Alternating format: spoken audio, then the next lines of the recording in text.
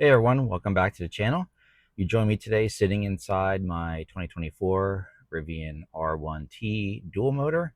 As promised, here to give you my 10,000 mile thoughts on the R1T, and going to do a little bit different, as given I had a 2022 R1T Quad in Eruption Green, very early build. I think it was like under a little over 3,000 as a VIN.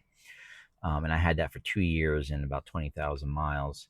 Um, so do I enjoy driving R1T? As evidenced by the miles on this thing, I do. I've only had it for a little over 10 months, and I already have over 11,000 miles on my R1T, which is a problem because it is a 3 year lease, and I did select 10,000 miles. So technically, I went over my miles the first year, and I'm trying to mitigate that by trying to drive it less, which is not an easy thing to do. So, as compared to my original 2022 R1T, not much has changed, right? They're both Gen 1s. This is not a Gen 2. So the interior is pretty much identical. The only thing missing on my 2024 is there was a 12 volt underneath the dash that I actually utilized as with um, a phone charger suction cupped to my window, and I had the wires run under the dash up to the A pillar. That's no longer there, so now I have a charger on my dash from T-Raps, and that actually connects into the OBD2 port to power that charger. So that is missed. Other than that, the interior is pretty much the same. Very familiar. All the operations are the same. Um, the one thing I would say is probably the biggest difference between my current and my previous is the driveline. So, quad motor, early build, wasn't very quiet. Like you could hear all four motors spinning up, spooling down during regen braking. It was a cool experience, but it wasn't like my wife has a Mach-E, and that one, when you're in that, it's pretty quiet. Rivian is not quiet at all. The dual motor is definitely a lot quieter. I enjoy the ride quality better on the dual motor, and I don't have the performance version, so mine is just the 500 horsepower version. 0 to 60, I think, is 4.5. But I drive it like a truck. It's my daily commuter. It's my Lowe's weekend warrior vehicle. It's I drive it like a truck, not a race car. So dual motor is adequate for me for my uses. So as you saw in previous videos, I still use it to camp. Just got back a couple months ago from the Rivian fam camp trip in Somerton, South Carolina. That was a great driving experience. I'd say another difference between 2024 dual and 2022 quad is this one seems to charge a little bit better, more consistent. Pulling, I think I got the most is 214 kilowatts when plugged in during the initial part of that charging curve, and it's pretty consistent. Whereas the quad, maybe it was software, maybe it was hardware, but this is a large pack dual motor. My original quad was also a large pack, so the batteries theoretically are the same, but it just seems like this one charges better. Other than that, some other little differences, as I mentioned in a previous video, is there was a 12 volt in the front on my original one, and there's no 12 volt now. I missed that because when I go camping, I keep my mini fridge in the front, and now I have to lug around the EcoFlow battery pack to power the fridge. So that was something that's different. Other than that, yeah, it's I have a silver now. I had forest green before, um, but from a same 21-inch road tires for the efficiency.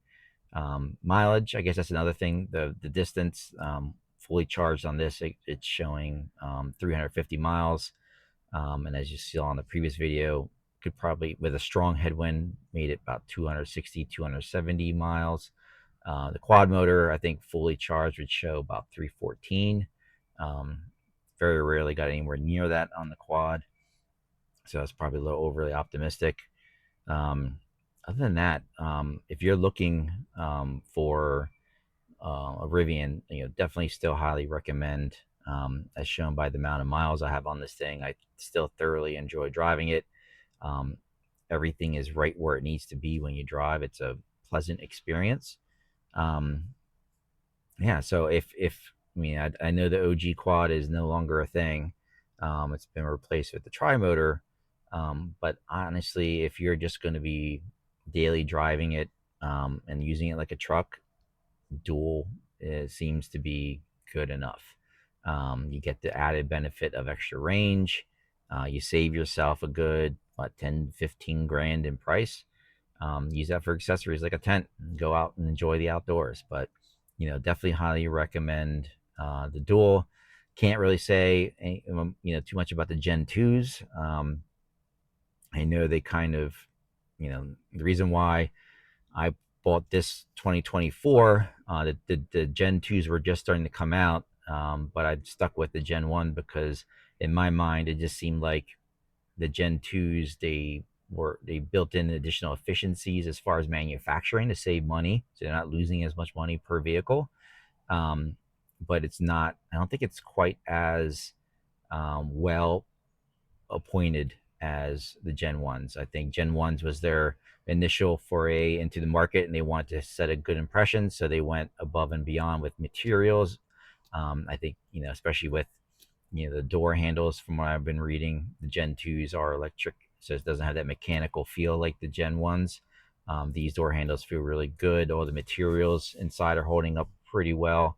Um, so, yeah, I mean, again, 11,000 miles. Had a couple service issues, so definitely did want to go into that. So when I bought this vehicle, coming when you drive slow or went over a bump, there was definitely an audible clunk in the drivetrain.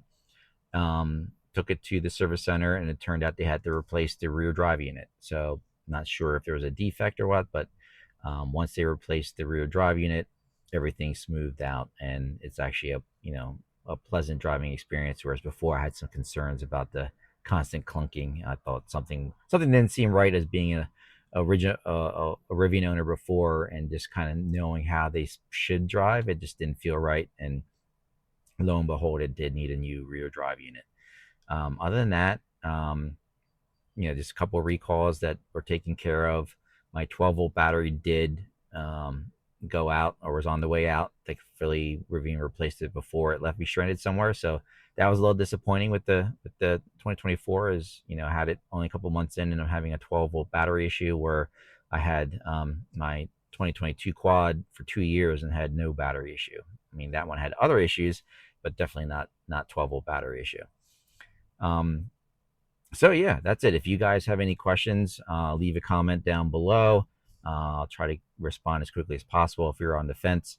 Also, if you look at my YouTube channel profile, there is a link there or information there. If you're looking to buy a Rivian, you can use my referral code, and that could kind of knock. I think it's at $500 now. I'll knock off the price of your Rivian. So yeah, if you like the content I'm putting, please like and subscribe, and I'll see you on the next adventure. Thank you.